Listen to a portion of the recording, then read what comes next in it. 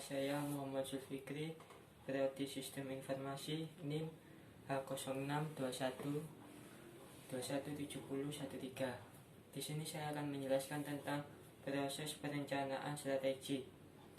Proses perencanaan strategi yaitu suatu proses yang dilakukan oleh suatu organisasi untuk menentukan strategi atau arahan, setelah mengambil keputusan untuk mengalokasikan sumber daya untuk mencapai strategi ini. Ada 4 fase proses. Pertama, asesmen. Kedua, desain. Ketiga, build. Keempat, manage. Pertama, asesmen, yaitu mengumpulkan perspektif, peluang, ancaman eksternal, dan ada juga perspektif internal, kekuatan dan kelemahan organisasi kita, dan semua aspek itu bisa dijadikan dengan analisis SWOT. Fase yang kedua yaitu desain. Fase ini bisa dimulai dengan menentukan visi dan misi. Dari visi dan misi kita bisa menentukan roadmap dan target. Target bisa ditentukan setiap bulan, 3 bulan, atau 1 tahun. Proses ini bisa dijadikan acuan dalam proses organisasi. Dilanjutkan dengan mendesain kerangka kerja.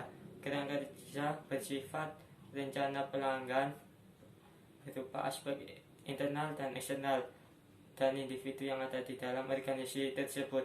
Isi dari kerangka yang disebutkan bisa lebih dari yang disebutkan di atas, tergantung dari organisasi tersebut. Ketiga, fase build bisa diartikan dengan mewujudkan suatu desain dengan roadmap yang telah ditentukan. Mewujudkan rencana bisa menimbulkan suatu indikator. Indikator berfungsi untuk menentukan target itu bisa tercapai atau tidak dan sesuai dengan roadmap atau tidak.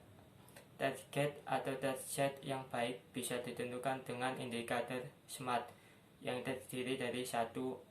Specific, M. Measurable atau terukur, 3. Attainable atau dapat dicapai, 4. Realistis, 5. Time on atau tepat waktu. Dan setiap atau divisi dalam suatu organisasi memiliki target atau tujuan yang berbeda, akan tetapi saling terintegrasi dalam mencapai suatu tujuan organisasi tersebut.